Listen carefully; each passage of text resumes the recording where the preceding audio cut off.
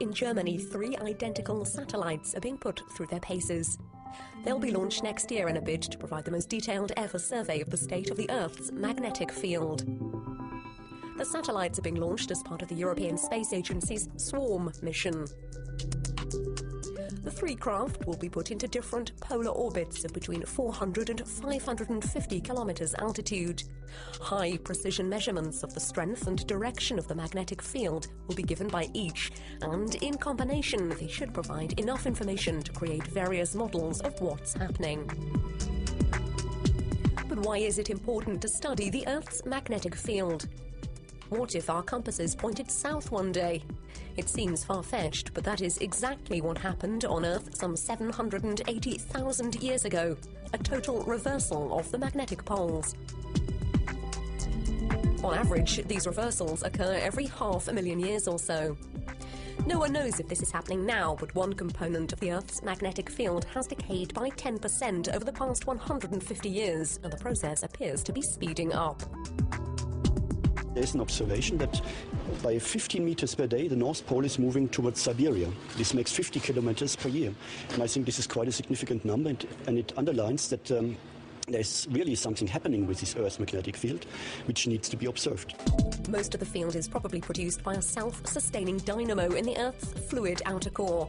This natural generator is losing power, and the magnetic field in South America and the South Atlantic has decreased by 12% in 30 years.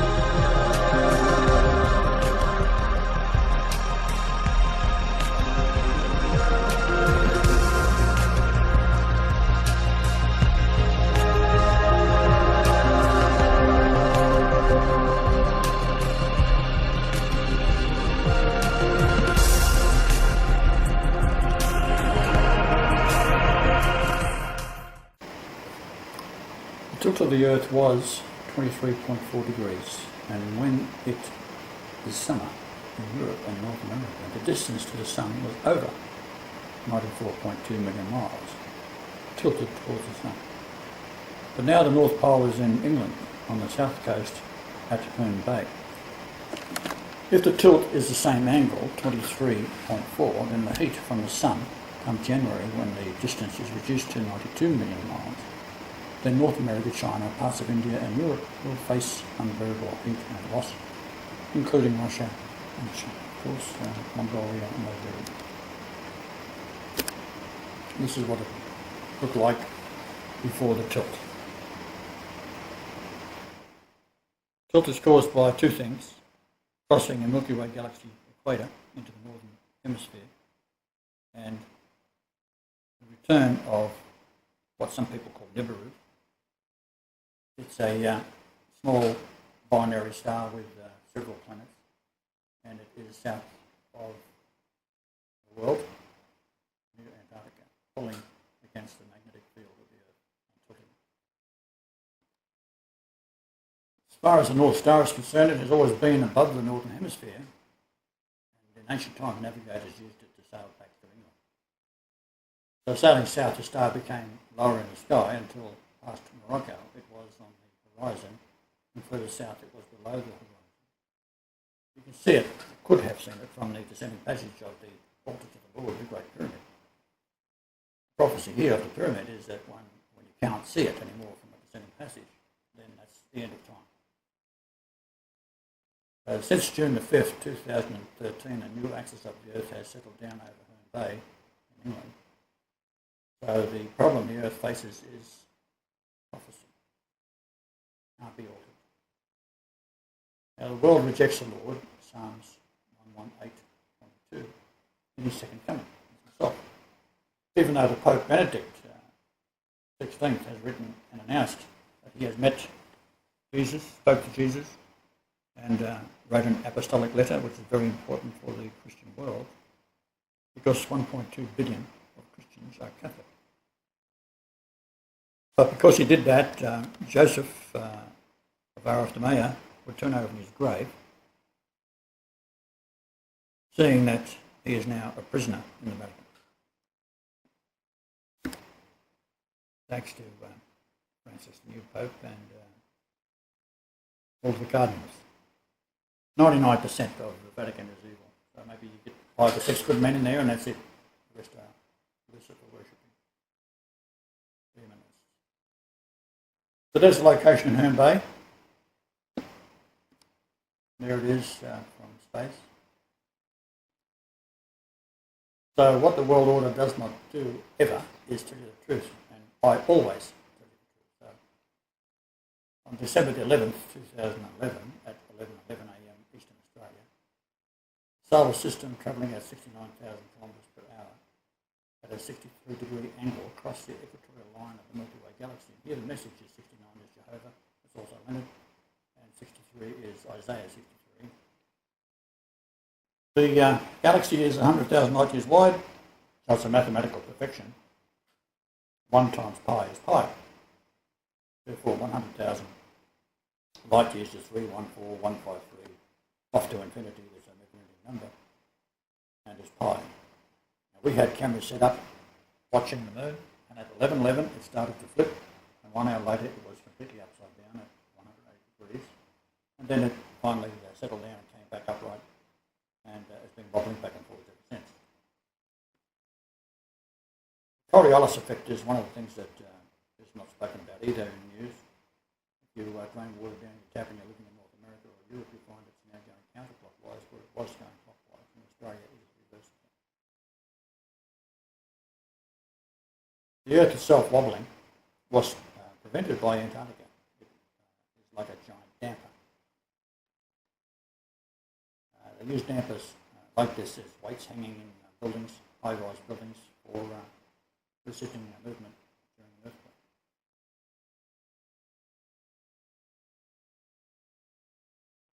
Now, Antarctica is a ring of mountains enclosing a vast area. The total area is 5.5 million square miles. It's as large as the continental United States and Australia combined. It is ice and floats in the ocean, pressing down the ocean floor. It's like a giant ship, as all nations are. They sit on the magma. The magma is where it gets cooler towards the base of these nations. It becomes a shell and solidified rock. As said, the distance to the sun determines the weather. It's important to understand that the angle of the axis of the Earth is what keeps the temperatures at a life-giving level. Since we're now tipped over, New Zealand's got a lot of trouble. North America is in a lot of trouble. Water draining has reversed, as said. Satellite images of the clouds forming will demonstrate the new Earth equator. I haven't done that yet because we are constantly being knocked off the internet. Very, very likely that we won't be able to get on the internet again until we work out another way of doing it. They've stopped our mail, they've stopped our cell phones. And of course, the internet, no matter where we go, they soon track us down and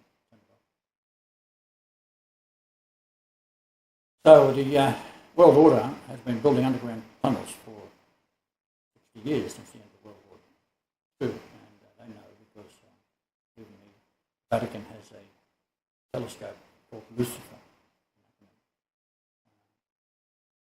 in the United States. Now, the threat of nuclear war is a diversion. All magicians draw attention away from what the left hand is doing, as it does further actions of the right. So, keep the masses confused like sheep.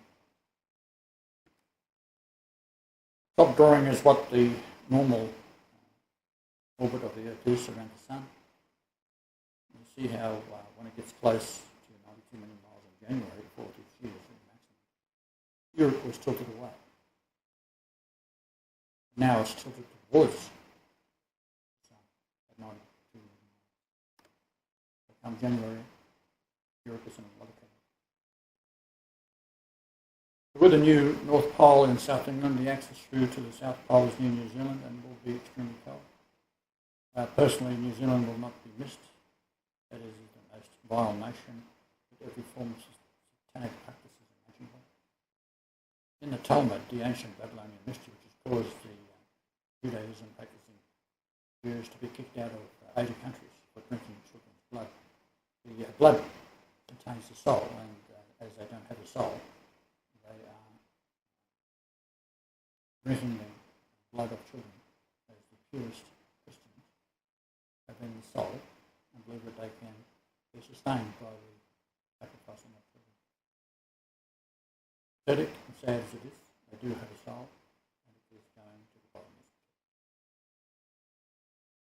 When they talk about doing evil in the Talmud, they say go to another city. Well, in this case, they go to another nation. Fiji and New Zealand are washed with every abomination. So if this was brought to the surface, where does it been carried out? A bit like there's numerous service stations in the cities. It's all over the place. Every synagogue is a place of sacrifice. They'll be all totally destroyed. New Zealand is 888 miles between north and south latitude. Therefore, it's a very, very chosen place for the sacrificing of children in a complete abomination, because they're saying that we can do this right in the area of the earth which is more Christian churches than anywhere else in the world per capita. And what's Jesus doing about it? Nothing. Well, we'll see about that. Our biggest enemy is humankind. None will help him, apart from a handful of saints. Now, New Zealand is almost in the Antarctic situation with short daylight hours, very cold in the northern hemisphere. So they will be completely wiped out unless there's a change in the Earth's attitude towards myself. That's what it looks like. The new equator running around the centre through South America. And on that point there where it's going through, there's where the nice statue is in there.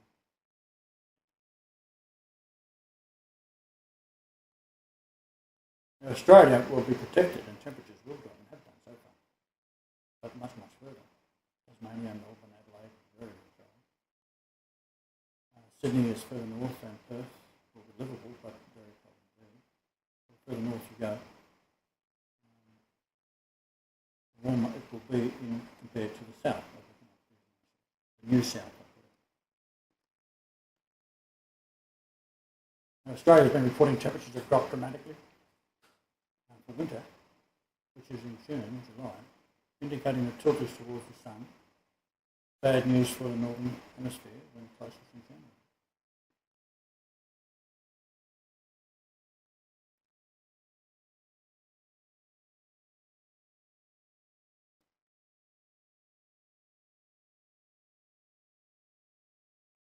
So the pole star is now gone. January the 24th is your problem.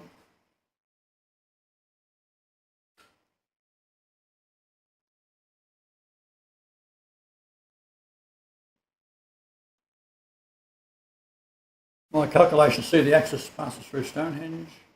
It's slowly creeping towards it, which is 212.7 kilometres west of Home Bay. 2127 number is there, and it was also Ezekiel 21:27. Now, if you was to invite people into your home, and across the road was a nice family, kiddies would be able to come over and become friends, have Christmases together and Easter, and look after each other's children, run them to school. However, if there was child molesters and homosexuals on either side of you, they would not be coming into your house, would they? Well, this house I'm talking about is the earth, and it's mine. And that is why there will be no homosexual, there will be no Judaism, there will be no child molesters, there will be nothing that offends. Nothing, absolutely. Sodom and Gomorrah was destroyed because of the same abominations. In fact, the former bastion of Christianity, Germany, has passed laws that parents, this is little children, that parents should masturbate their children. The National Party in 2009 passed laws saying that this is what's got to be done. And the children, it's hard to believe, but this is true. Children are handed booklets to take home from kindergarten, showing the parents that they must masturbate their children. The idea is to develop a child's sexuality. Now, it's also, they're passing laws for child pornography is going to be made legal. Now, to counter all this, I drove through it and looked at it with my wife. And it stuns me, it stuns us both. What these former bastions of Christian nation are now forced to endure because of the Holocaust lie. They control all laws. Amazing. So with the return of a binary system, a smaller sun and planets, it has approached the solar system from the south and has been photographed by our team, shifting the position of Antarctica, which I pointed out in several videos, by rotating it up to 90 degrees, acting like a damper, stopping the Earth from a complete flip upside down. So this is a normal view. It looks like a baby's head, but it is basically circular, and it's like a big round ship that can easily rotate. And that's what I did.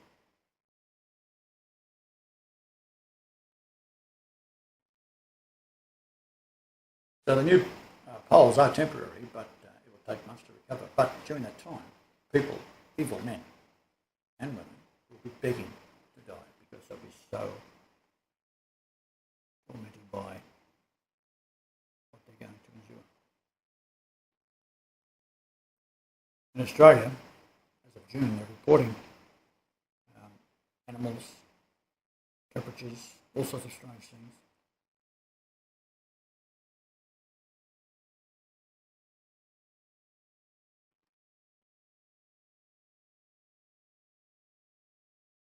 So the white line there is the north-south axis now, and the left-right is the equator, new equator.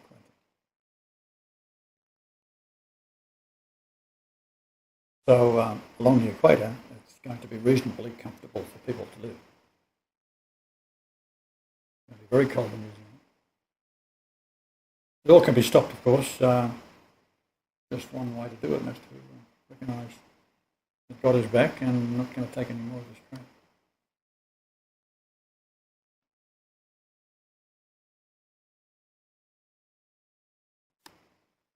Now, while I was travelling through Europe, we found that there were two light sources.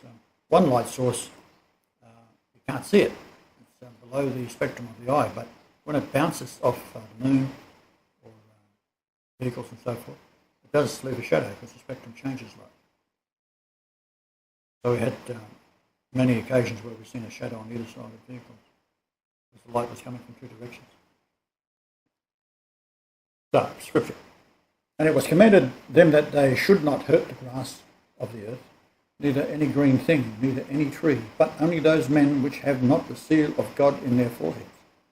And to them it was given that they should not kill them, but that they should be tormented 5 months, and their torment was as the torment of a scorpion, when he striketh a man, and in those days shall men seek death, and shall not find it, and shall desire to die, and death shall flee from them. Revelation 9. 4, 5 and 6. If you take July through to 5 months, it's going to get worse and worse and worse up until Christmas, and then January. Matthew 24:29 states, "Immediately after the tribulation of those days shall the sun be darkened, and the moon shall not give her light, and the stars shall fall from heaven, and the powers of the heavens shall be shaken." Now, what can happen here is that the new binary can move in front of the sun. You won't have any need for the sun. It's also a prophecy, because the light of God will be there. So the light of God in this case will be coming from the new binary in front of the sun. The brightness of the two light sources at this time, June the 17th, 2013, this is written a few days ago, is so bright that there are no stars, and at this there is countless millions of chemtrails. So over the entire Earth, this is an amazing feat of engineering when you consider what they're doing. All the planes they've had to set up, it takes years to do it, and to develop the chemicals. It's extraordinary. So they're trying to stop people looking up seeing the stars, but unfortunately there's communication with the internet, and we have people who do see the sky and do report to us what is supposed to be there isn't. So as the new axis is Herne Bay, England, its latitude at 51, 52, 949, around at 51 degrees 53. We have set the computer over our location in Rome. So the distance the axis shift has moved is the same approximately, 52 degrees at around 12 to 13 degrees south latitude. So all around the world is shifted. So what we do is we set the computer up to what it should be looking at. So if we go down to Angola or a country like that, by the shift of 52 degrees, we then see what is there, and what we'll be looking at if you're in Angola. We'll see Virgin and Saturn. And now we have the moon at an altitude of 66.07. It's never happened before in history, but now it is. Last night the sky was clear, the moon was clearly seen. No Saturn or Virgin, of course, where it's supposed to be one moon width away from Saturn. So this confirms the shift. As I said, we set our computer for Angola. The astronomy program is not connected to the internet and cannot be altered, and proves the shift. Now, there are programs that are available on the internet. Stellarium is one, and of course it is showing events normal. It is supposed to be live feed. So measuring the moon where it should be at altitude 36.25, where it actually is 64.98, is a shift of 28.73. That number in Nibiru is to kill, slaughter animals or men. Now I calculated the Earth tilt at not at 23.4, but a shift to 17.18 degrees, a decrease of 6.22. Now I mentioned this 622 number, we have seen it hundreds of times come up in the calculations we do. So therefore, it is confirmed in that sense that I am correct in my calculation. It means to destroy fully, die, loss, mar, perish. And 51.23 degrees off normal tilt plus the 6.22 is 57.45. This takes us to Ezekiel, because the number overturn in Ezekiel. And this is the 2127, which is people who have been watching us are aware that this is a very key number. It's the age difference between two of my daughters. For example, 2.127 years. It's in 1 Chronicles 5:13. My stepdaughter and my youngest daughter.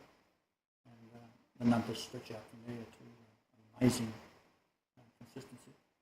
And that means to overturn. And the earth is the furnace, literally. The name Ezekiel in the Hebrew is 3168.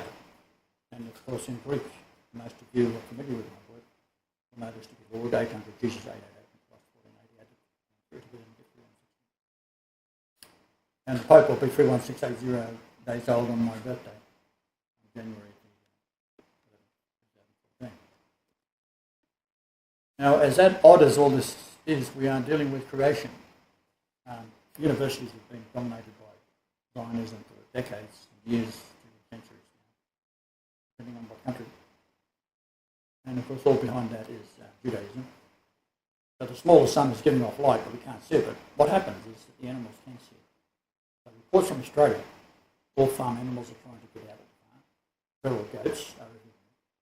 Outdoor cats want to get into their own homes. Temperatures are reported at minus 1 degree Celsius on the news, but they are in fact minus 11 Celsius, which is 20 degrees different. Fahrenheit. As usual, the media is not telling the truth, they never do. So July, the distance to the sun at 94.2 million miles, right at 92 million miles, and January 94.2 million. We move towards the sun, and the new pole is almost directly pointing at the sun. January is certain death. Yeah, prophecy tells us only the evil will suffer. Repentance will end it. Even the earth will right itself for every knee shall bow, and they have to do that first. Then the earth will settle down to a paradise situation. It is also the Daniel furnace prophecy, Daniel, son of man, Jesus. So the mention of son of man in Daniel is referring to son of Jesus. Daniel 3:16, Shadrach, Meshach, and Abednego answered and said to King Nebuchadnezzar, we are not careful to answer these in this matter. Chapter 17. If it be so, our God whom we serve is able to deliver us from the burning fiery furnace, and he will deliver us out of thine hand, O King. He answered and said, lo, I see 4 men loose, but he throws them into a furnace, right? Heats it to 7 times. The temperature of the furnace is normal, operating temperature. And in the midst of the fire, they have no hurt because they are with the Son of God.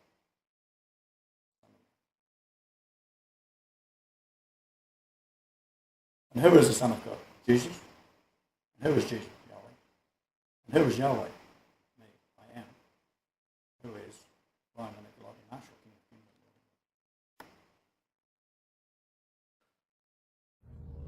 Kings. If the Earth's actual axis changes, which is connected to massive pole shifting, you're talking cataclysm. I mean, you're talking biblical Armageddon type stuff. This is Nancy Leader on the Zeta Report. The Zeta state that the pole shift happens within an hour, forcing the Earth's crust to move 90 degrees. This causes hurricane-force winds worldwide and immense sloshing of the oceans.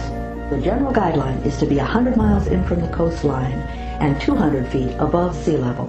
The Zetas have given hundreds of advisements about locations worldwide. Behold, the Lord maketh the earth empty, and maketh it waste, and turneth it upside down, and scattereth abroad the inhabitants thereof. Man, I found this thing in the Bible, and it sure sounds like Nibiru and 2012 and everything else. Earth turning upside down? Bible. Man, if it's in the Bible, it's gotta be true.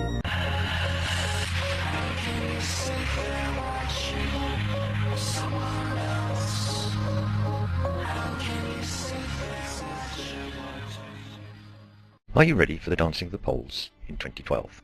Do you know what's going to happen or why it's going to happen? They say that a little knowledge is a dangerous thing, and there appears to be plenty of people on YouTube with just a little knowledge. This video is intended to give you a not too in-depth, but hopefully factual look at the issues involved. As always, I urge you to verify everything I state for yourselves. First of all, I shall not be discussing Nibiru or Planet X. Anyone who is still placing any credence in the loons who perpetuate this invented threat, please see your medical practitioner and suggest that you need an increase in dosage. I will say that any sudden pole shift of any magnitude would be completely catastrophic. Forget running to the hills or burrowing underground. The world as we know it would end. Just imagine some gigantic being grabbing hold of the earth and giving it a good shake. It would be a disaster even a genocidal god would be proud of. But there is absolutely no sign, rhyme or reason whatsoever to think that it's going to happen in any timescale that matters to us. So let us start by looking at the earth. What is going on beneath our feet, and how do we know? Well, luckily, as well as science fiction writers, conspiracy theorists, ufologists, religious nuts, astral planers, and mystics, we have scientists. And unlike the aforementioned, scientists deal with research, facts, the scientific method, and shit. So let us begin. What is the Earth made of? Well, science can tell us directly what the surface of the Earth is made of by analysis of surface material. And materials that were once subterranean but are now on the surface due to tectonic and volcanic action provide further direct evidence, as does drilling and mine work. But all of this still only covers the Earth's crust. If you think of the Earth as an apple, then the Earth's crust would be the apple peel. So how do we know what is below the crust and forms the bulk of the Earth? Well, we have some direct evidence of what is there, and some indirect evidence. The direct evidence comes from seismology and orbital mechanics. the propagation of seismic waves through the Earth provides solid evidence for the density of Earth's structure at any given position and depth. The mass of the Earth can be accurately calculated based on gravitational interactions with other solar system bodies. Indirect evidence comes from other objects in the solar system. The objects within the solar system all formed at roughly the same time. Spectral analysis of the Sun reveals the same chemical fingerprints as that of the Moon and meteorites that have reached Earth, and this provides a high level of confidence as to what the inside of the Earth looks like. Seismology indicates a liquid core with a solid inner core. The gravitational mass indicates that the core is much more dense than the crust, and this is in tune with the idea that during its very early molten phase, heavier elements would have gravitated towards the centre of the mass of the Earth. So the current model is that the inner core is a solid structure, primarily of iron-nickel, with a radius of 1,200 kilometres. The outer core is then a 2,300 kilometre thick layer of molten iron and nickel, with a viscosity about 10 times that of liquid metal as we experience it on the surface of the planet. The outer core lies 3,000 kilometres below the Earth's surface. Above the outer core we have the mantle. This is about 3,000 kilometres thick and ranges from quite solid rock through to plastic flowing rock. And above the mantle we have the Earth's crust. The oceanic crust is 5 to 10 kilometres thick, whilst the continental crust is 30 to 50 kilometres thick. The crust comprises a number of tectonic plates which float on the mantle. Although to be accurate, the crust plus the top layer of the mantle is known as the lithosphere, but I want to keep this simple. And there we have a simple description of the Earth. It's far from being a solid body, but is more like a ball filled with material of varying viscosity, affected by internal convection currents which constantly churn its innards, and with a thin crust of plates which move around, crashing into each other and being pulled beneath the surface or thrust into the air. At places, the liquid centre bursts through the crust, and in places new crust is formed by the constant ejection of mantle material.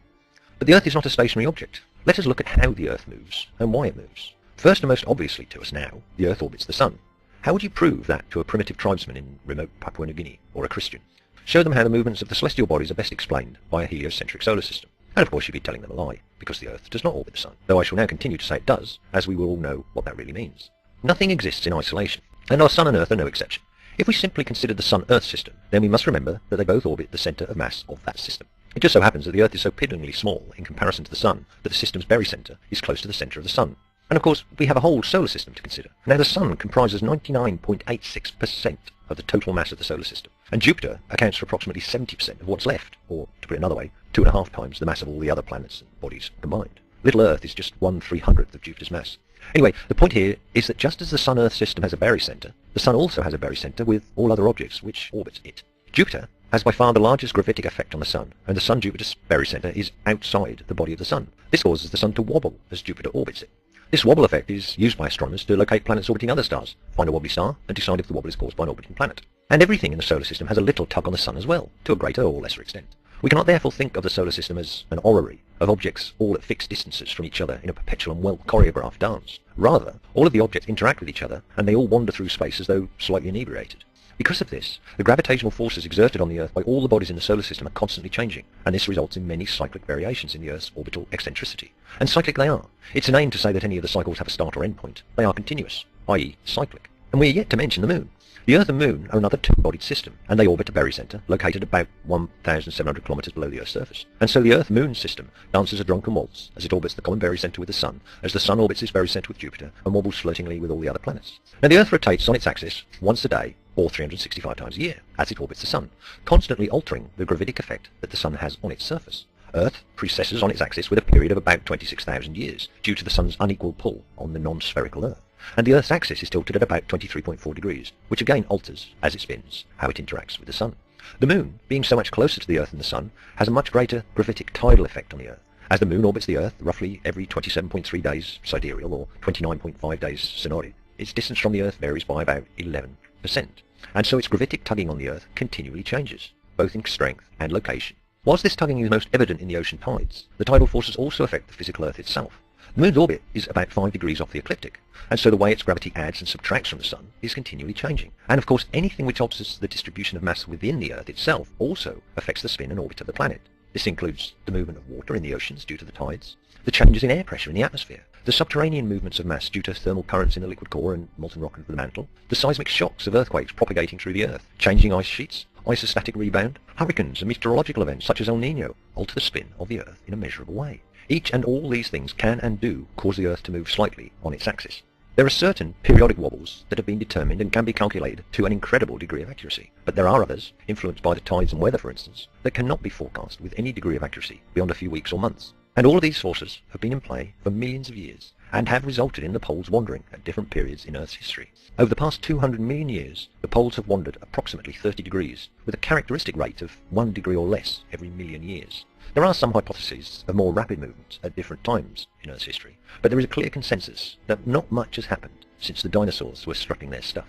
Of course, anything is possible, and it is a fact that a sudden pole shift would be a catastrophic event. But so would a donkey falling on your head on the way to the bus stop. And I doubt that you spend too much time worrying about that. So anything you have heard or read on the World Wide Web concerning imminent pole shifts is pure fabrication and nonsense. It is also nothing new. No conspiracy theory ever is. And I will deal with that in another video. I also plan to look at the magnetic poles, which I find a much more attractive proposition. So until next time, thanks for watching, and watch out for those donkeys. Behind your prayers, what do you think? What do you want?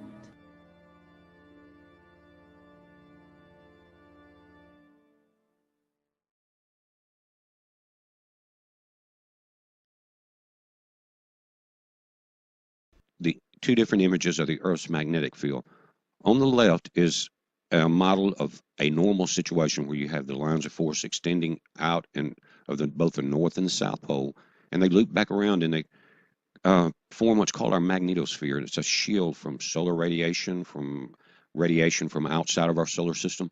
And we were talking about this galactic plane, and every 13,000 years, which is a half cycle, we go through that center of the universe where there's more gravity, more radiation, things like that.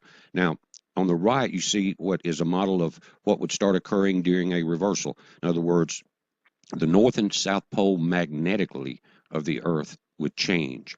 And that's been detected in lava flows and rocks in different techniques. And in Oregon, we talked about that in one mountain there on an extinct volcano, they tested the lava, and it had hardened in that day. And it had hardened during an extreme shift. So there was a volcano going on during that shift, but they measured a 6-degree tilt of the Earth in one day.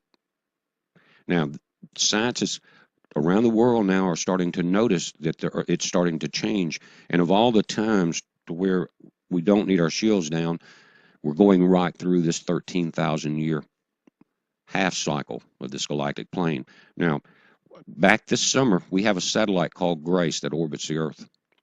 It measures the gravity field. You can see this July 2013, guys. And we're getting more, and it does this in the summer more. But this year, we're starting to get extreme gravity pulling at the equator. Now, you see the red line? That's over the northern part of South America, just below. You see Central America there, Cuba coming out there. That's right over that area, and they're saying it's due to magma flow. Now, magma contains iron, which controls these magnetic lines of force. You understand what I'm saying? Now, for some reason, we're getting extreme gravity there, a peak, and that's because of that. Now, notice how at the north and south you have your normal gravity peaks where your lines of force come out, but it seems that the North Pole is a lot stronger than the South Pole at this point. So, one thing to remember is that they're saying that even though the lava can be shifting, it's not directly connected to the Earth's crust, so it may not be an immediate tectonic effect as far as earthquakes and things like that. But it depends on the extremity of the shift and the time it takes. But again, one of the things they worry about is our magnetosphere, and that would be an extreme radiation event for everyone on Earth. Grids, humans, plants. AM till 2 p.m. Central Time. We're going to talk about this and some of this chemicals in the space dust, some of the sinkholes. Join us there. I'll put a link. Heads up.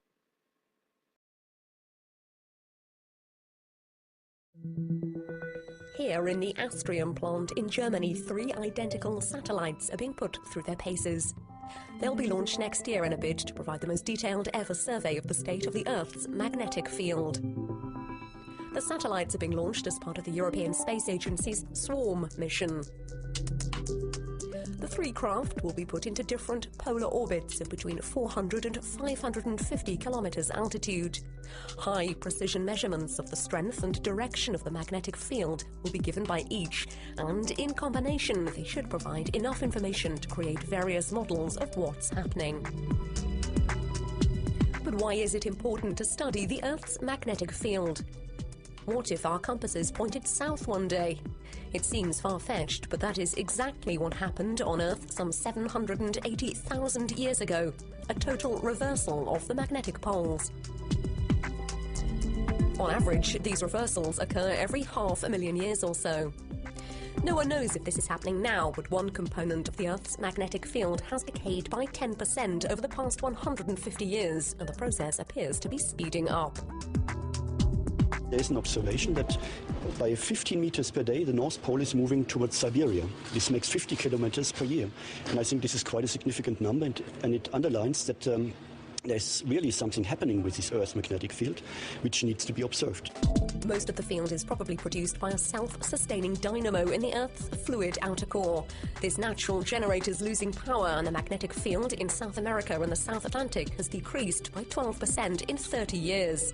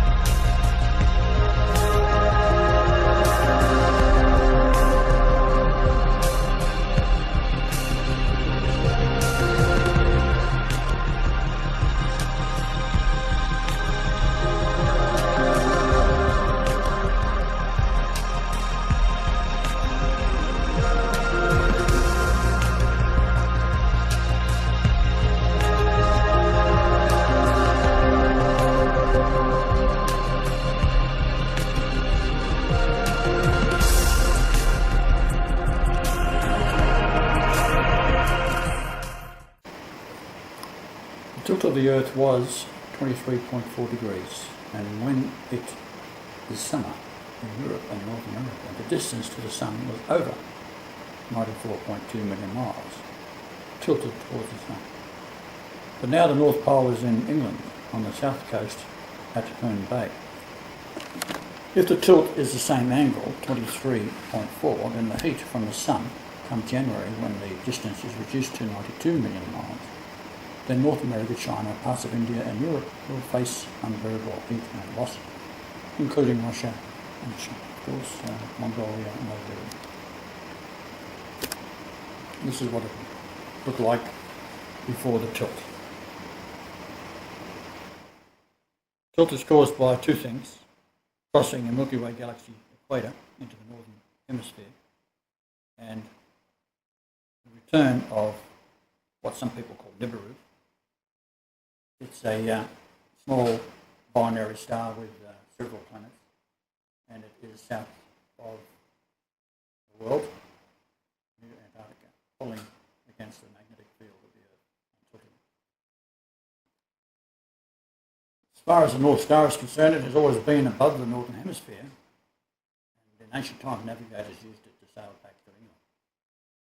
So sailing south, the star became lower in the sky until past Morocco it was on the horizon, and further south it was below the horizon.